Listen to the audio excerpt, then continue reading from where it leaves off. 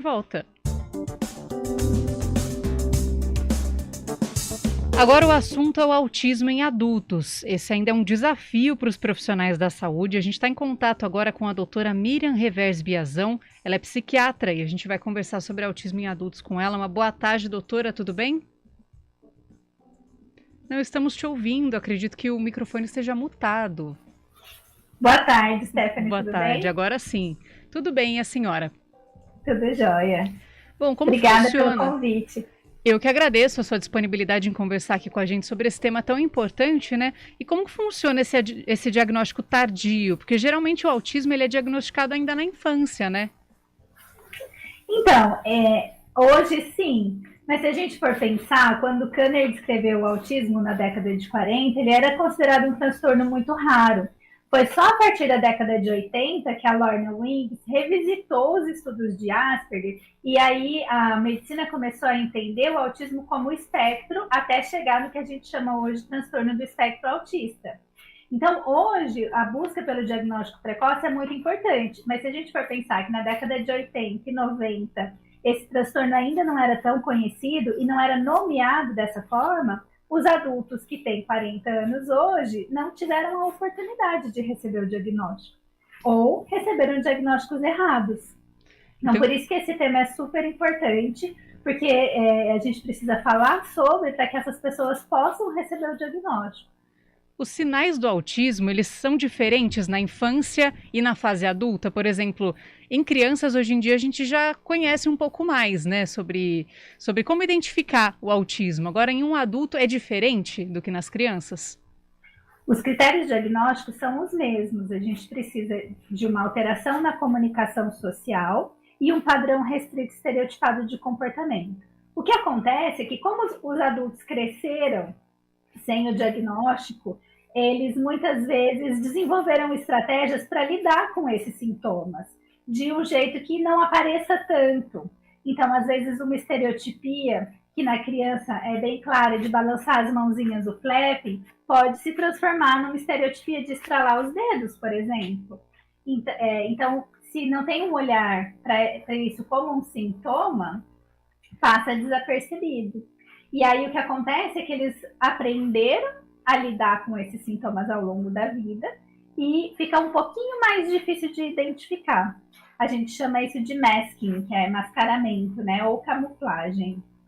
Aí, nesse caso, é possível mascarar os sinais, mas o autismo continua ali, né? Essa pessoa tem ainda uma dificuldade em lidar com isso, de qualquer forma.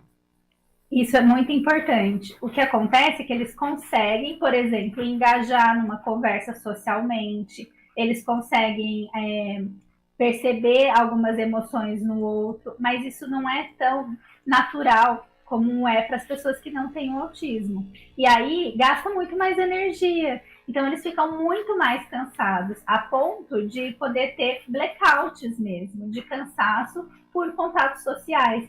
Então, às vezes, uma festa, uma coisa que é gostoso e que descansa e relaxa, para eles é um evento super estressante. E como lidar com uma situação como essa, né? Já adulto ser diagnosticado, isso traz toda uma mudança na rotina também, né?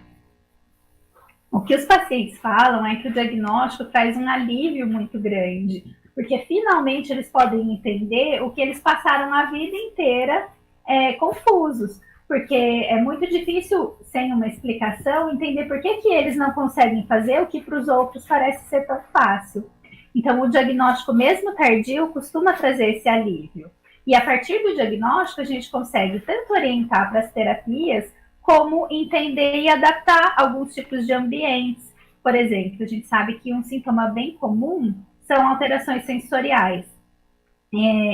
O barulho do ar-condicionado, ou às vezes o som do telefone do escritório incomoda muito. Então, são adaptações simples que você pode fazer no ambiente de trabalho e que vai trazer muito mais conforto para essa pessoa.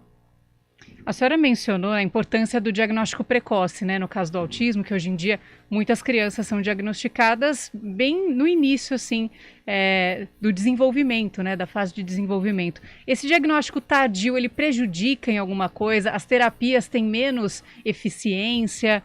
Conta um pouco pra gente sobre isso. A gente preza muito pelo diagnóstico precoce por causa da plasticidade neuronal. A gente sabe que o cérebro da criança, ele é muito mais apto a mudanças, porque é um cérebro novinho que está num processo de desenvolvimento. E aí as terapias, elas conseguem ter uma ação um pouco maior. Isso não significa que no adulto não seja importante. O cérebro, ele tem essa plasticidade ao longo de toda a vida. Então, fazer terapia mesmo no adulto e essas adaptações ambientais fazem sim bastante diferença. A gente preza pelo diagnóstico precoce porque a gente consegue fazer alterações mais fáceis. É como se a gente for abrir uma estrada, né? Construir num terreno que não tem nada construído ainda. É muito mais fácil, você chega lá e faz o que você quer. Agora, se já tem uma vizinhança, se já tem casas, fica muito mais difícil. Você tem que planejar algo mais específico, as alterações não vão ser tão amplas. Então, é mais ou menos assim o que acontece no cérebro. A família também deve ser uma grande aliada nesse momento. De que forma o círculo social e familiar do paciente pode contribuir? Quando a família entende o diagnóstico, fica muito mais fácil para todo o núcleo conviver com aquela pessoa que às vezes era considerada estranha ou muitas vezes as questões sensoriais não eram valorizadas. Né? Por exemplo, tem autistas que têm dificuldade de ir para a praia, porque é muito estímulo sensorial ao mesmo tempo. Entendendo que isso não é uma frescura, que isso não é uma chatice, fica fácil para adequar, então, uma viagem para um ambiente que seja melhor, ou fazer combinados para que todos possam aproveitar as férias. Então, a família participa do tratamento integralmente. Doutora Miriam Revers Biazão, psiquiatra, muito obrigada por conversar aqui com a gente sobre esse assunto tão importante e pouco falado, né, o autismo em adultos. Muito obrigada por todas essas informações que a senhora trouxe aqui para a gente nessa conversa. Obrigada pelo espaço, eu espero que as pessoas se interessem pelo tema e busquem saber cada vez um pouquinho mais. Uma boa tarde. Boa tarde.